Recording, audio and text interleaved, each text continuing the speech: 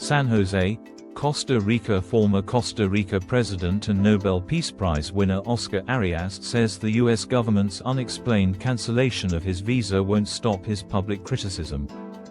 Arias, 84, told the app Wednesday that he received an email from the U.S. State Department on Tuesday, notifying him of the decision.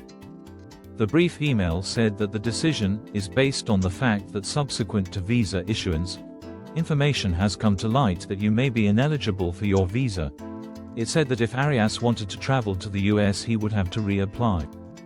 The US State Department did not explain the decision. He spoke shortly after US President Donald Trump announced a wave of tariffs against dozens of its trading partners around the world, including a 10% duty on imports from Costa Rica. It made no sense coming from the country that pushed free trade around the world and signed dozens of free trade treaties, Arias said. History proves it. You can empirically analyze that those countries with more open economies and more free trade are the ones that have grown more and have been able to improve in little time, he said. Arias was the biggest promoter of the free trade agreement that the US signed with Central America.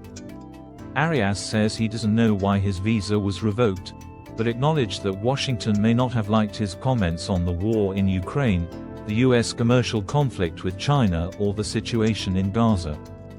Another of the big issues has been disarmament, spending less on weapons and soldiers to free up resources, he said.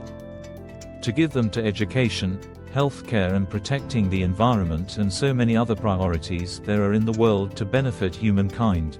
The decision to dismantle the U.S. Agency for International Development, which addressed basic human needs around the world, confounds Arias. What it all shows is that the priorities are all mistaken, and the priorities are all mistaken because the ethical values are mistaken, Arias said. Arias said he isn't losing sleep over the decision. The United States already gave me 93 honorary degrees, he said. They aren't going to give me any more. The main reason for my trips to the US was to receive those doctorates. I would have preferred this didn't happen because I admire that country, I admire its people.